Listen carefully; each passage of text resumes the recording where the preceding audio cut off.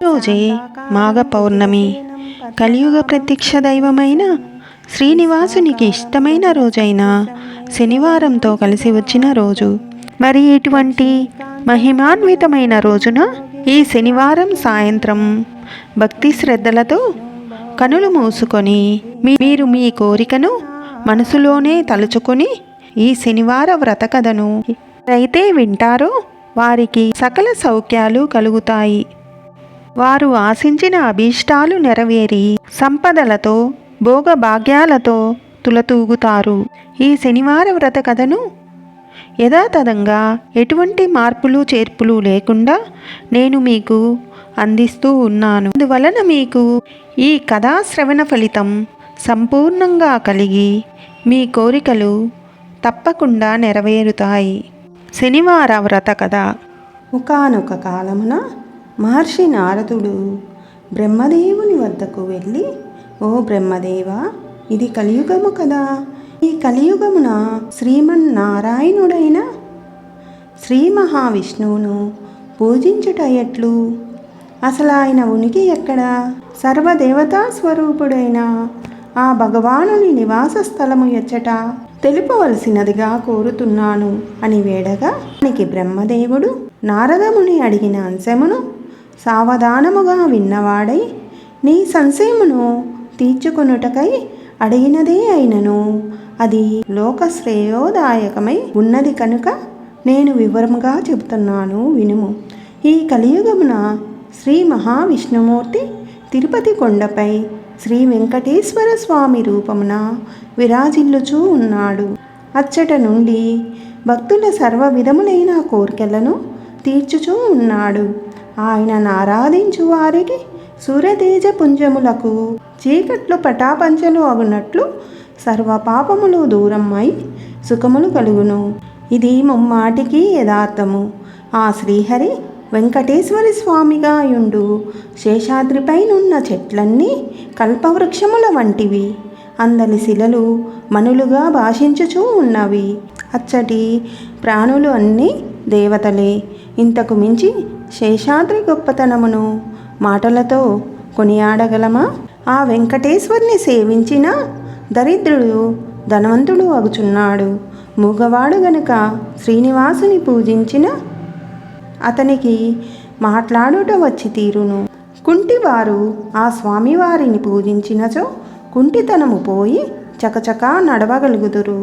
రోగులు జాగు చేయక ఆయనను పూజించినచో ఆరోగ్య భాగ్యవంతులగుదురు. సంతానహీనులు పూజించిన సంతానవంతులగుదురు. గుడ్డివారు పూజించినచో నేత్రవంతులగుదురు. అంత ఎందులకు పిసినారి గనుక వెంకటేశ్వర స్వామిని పూజించినచో అతడు దాతయై కీర్తి సంపాదకుడగును. పాపాత్ములు గనుక పూజించినచో పుణ్యములను ఉత్తమ గతులను పొందుదురు. శేషాచలముపై సర్వమంత్రములను సిద్ధించును. సుబ్రహ్మణ్య స్వామి, శ్రీ విష్ణువు, పరమశివుడు ఈ మూర్తిత్రయము ఒకే రూపముగా వెంకటేశ్వర స్వామి అను పేరుతో సకల దేవతా స్వరూపుడై శేషాద్రి మీద వెలసి భక్తులు కోరిన కోర్కెలను తీర్చుచూ ఉన్నారు. పూర్వకాలమున అగస్త్య మహామునికి నమస్కరించుటకై వంగిన పర్వత శిఖరమే ఈ శేషాద్రి. ఆది దేవతలందర్లకు, నిద్దులకు, యక్షకులకు, గంధర్వులకు, మహామునులకు నివాసము. భక్తుల సంరక్షణకు వరప్రదానమునర్చుటకు మహావిష్ణువు లక్ష్మీ సమేతుడై పరమ పవిత్ర పుష్కరిణీ తీరమున వెలసియున్నారు. కలియుగమున సర్వపుణ్యక్షేత్రములందు ఏ పాటి ప్రభావము తగ్గినను సుబ్రహ్మణ్య వెంకటేశ్వర క్షేత్రములందు మాత్రము మహిమ తగ్గదు. శ్రీ మహావిష్ణువు కలియుగమున శైవ క్షేత్రములలో సుబ్రహ్మణ్యేశ్వరుడిగాను, విష్ణు క్షేత్రములందు వెంకటేశునిగాను సర్వదా ఆరాధించబడుచూ ఉండును. పవిత్రమగు శ్రావణ శనివారమున ఆయనను భక్తి శ్రద్ధలతో అర్చించిన వారు విశేష పుణ్యమును పొందుట సత్యము. ఎవరు శనివారము నాడొక పూట మాత్రమే ఆహారము గొని శ్రీ వెంకటేశుని భక్తి ప్రపత్తులతో ఆరాధించుదురో వారు తమ తమ అభీష్టములను తప్పక బడయగలుగుదురు.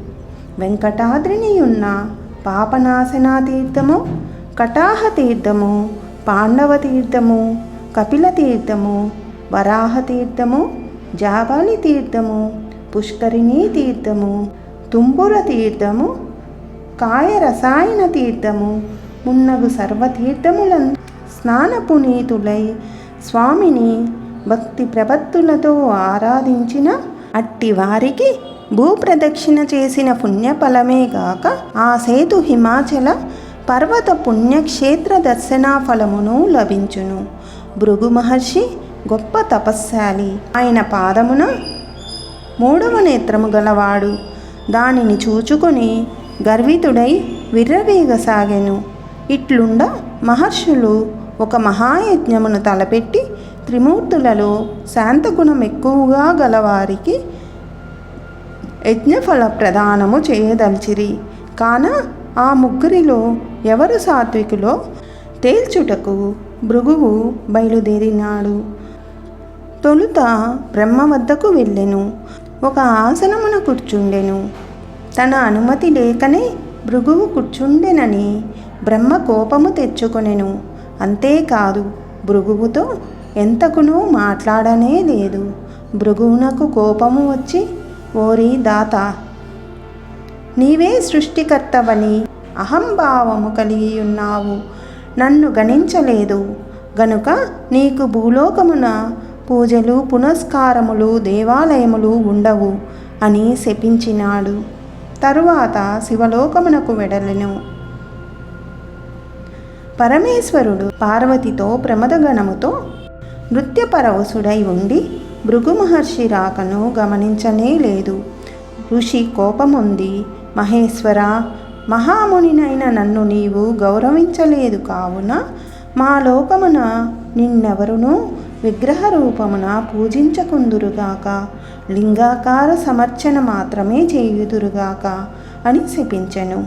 తరువాత మహావిష్ణువు కడకు పోగా ఆయన లక్ష్మీదేవితో సరస సల్లాపములలో తేలియాడుచుండెను. భృగు మహర్షి వచ్చి నిలబడినను గమనించకపోయెను. తనను నిర్లక్ష్యము చేసినాడని భృగువు భ్రమచెంది కోపం తెచ్చుకొని వీరభద్రుడై హుంకరించి శ్రీహరి వక్షస్థలమును తన్నెను. ఆ మహానుభావుని తన్నగానే లోకములన్నీ గజగజలాడెను. భూదేవి కంపించెను. సముద్రములల్లకల్లోలములాయెను. అయినను ఆయనకు కోపము రాలేదు. రాకపోగా, మునీంద్ర, తమ ఆగమనము చేత వైకుంఠమే పావనమైనది. నా వక్షస్థలమును తన్నుట వలన మీ పాదములకు నొప్పి కలిగినదేమో అనుచు భృగు మహర్షి పాదములొత్తుచు ఒక పాదమునందుగల 3వ నేత్రమును చిదిమి వేసెను. భృగువునకు గర్వభంగమై హృదయము జ్ఞానరంగమైనది.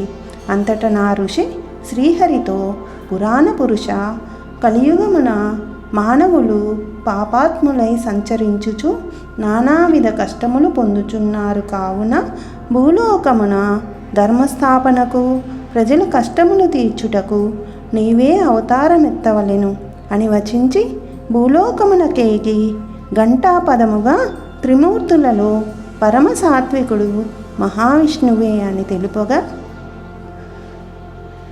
మునీంద్రులందరూ యజ్ఞఫలమును శ్రీహరికి దారపోసిరి. కాగా హరియురమున నివసించు లక్ష్మీదేవి తన స్థలమును భృగువు తన్నుటను పరాభవము సహించలేక విష్ణువుతో కలహించి వక్షస్థలమును వీడి భూలోకమునకు పోయి కొల్హాపూరి గ్రామములో స్థిరవాసిని అయ్యెను. లక్ష్మీ విడువగా విష్ణువు కలదప్పిన వాడయ్యెను. విచారముతో నుండి మరలా లక్ష్మిని పొంది తీసుకువచ్చి వక్షస్థలమున నిలుపుకొను కోరికతో భూలోకమునకు వెళ్ళెను. ఆ భూలోకమున పాపములు పెరుగుటను చూచెను. వారి కష్టములు రూపుమాప నిశ్చయించుకొనెను. లక్ష్మిని వెతుకుచు కొండలు బండలు దాటుచు అహర్నిశలు మహారణ్యములు తిరగసాగెను. ఆకలి దప్పులతో బాధపడుచు లక్ష్మికై వెతుకుచు శ్రమలు పడుచుండెను. ఆ విధముగా వెడలుచు శేషాద్రిని చేరెను. అచ్చటనే స్థిర నివాసము చేసుకొనెను. ఒక పెద్ద పుట్టలో తలదాచుకొనెను. ఆ విధముగా శ్రీహరి భూలోకమున వెలిసెను. శ్రీహరి తలదాచుకొనిన పుట్టగల పర్వత ప్రాంతము చోళుల పరిపాలనలో కలదు. అప్పటి రాజు ఆకాశరాజు. అతడు సంతానమునకై పుత్రకామేష్టి చేయుటకు యాగభూమిని దున్నుచుండగా బంగారు నాగలికి ఒక బంగారు బరినె దొరికెను. దానిలో అందమైన శిశువు ఉండెను. రాజు ఆ శిశువును పెంచి పెద్ద చేసెను. ఆమెయే పద్మావతి. విష్ణువు పుట్ట నుండి బయటకు వచ్చి వరాహాశ్రమంలో శ్రీనివాసుడను పేరుతో ఉండి ప్రజల కష్టసుఖములు తెలుసుకొనుచు మహిమలు చూపుచుండెను. పద్మావతి శ్రీనివాసుని చూసి మోహించెను. తల్లిదండ్రులకు చెప్పెను. ఆకాశరాజు శ్రీనివాసుడు విష్ణువేనని గ్రహించి తన కుమార్తెను ఇచ్చి వివాహము చేసెను. వివాహానికి లక్ష్మీదేవి కూడా కొల్హాపురమును వీడి వచ్చెను. వివాహము వైభవముగా జరిగెను. కొంతకాలానికి ఆకాశరాజు స్వర్గస్థుడయ్యెను. అతని తమ్ముడు తొండమానుడు రాజ్యపాలకుడాయెను. శ్రీనివాసుడు పద్మావతిని వివాహము చేసుకొని లక్ష్మీ పద్మావతులను వెంటబెట్టుకొని అగస్తాశ్రమమున నివసించసాగెను. అచ్చటి నుండి వెంకటాద్రికి వెడలి భూలోకమున కలియుగాంతము వరకు ఉండవలెనని నిశ్చయించుకొని అచ్చటనే శిలారూపముగా మారెను. వెంటనే లక్ష్మీ పద్మావతులు కూడా శిలా విగ్రహములుగా మారిరి. తొండమానుడు ఆ స్థలముననే ఒక గొప్ప దేవాలయమును నిర్మించెను. అప్పటి నుండి శ్రీహరి శ్రీనివాసుడను పేరుతో వెంకటాద్రిపై నుండి భక్తుల కష్టములను తొలగించుచూ ఉన్నాడు. ఆ శ్రీనివాసుడే ఈ శ్రీ వెంకటేశ్వరుడు అని బ్రహ్మదేవుడు నారదునితో ఈ వెంకటేశ్వర ఆరాధనా మహిమను స్వామి గొప్పతనమును చెప్పి ఉన్నారు. శనివార వ్రతమును చేసిన పాపులు మోక్షమును పొంది జన్మరాహిత్యము చెందుచున్నారు. శేషాద్రి సకల దేవతా వాసము. వెంకటేశుడు త్రిమూర్త్యాత్మకమూర్తి. ఇంకను ఈ శనివార వ్రతఫలము ఈ విధంగా వివరించబడి ఉన్నది. విశేషించి శ్రావణ మాసమున శనివారము నాడు ఏకభుక్తము నుండి ఎవరు శనివార వ్రతము ఆచరింతురో వారికి ఆ శ్రీహరి సకల అభీష్టములను సిద్ధింపచేయుచున్నాడు.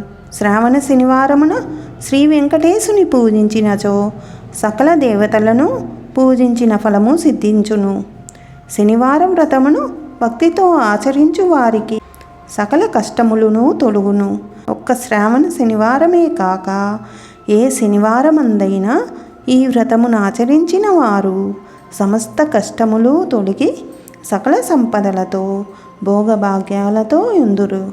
ఇది అసామాన్య వ్రతము.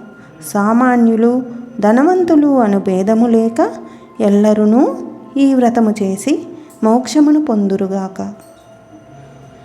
ఈ కథ కనుక మీకు నచ్చినట్లయితే ఈ కథను పూర్తిగా విన్నవారు తప్పకుండా ఓం నమో వెంకటేశాయ అని కామెంట్ చేసి లైక్ చేయండి. Thanks for watching.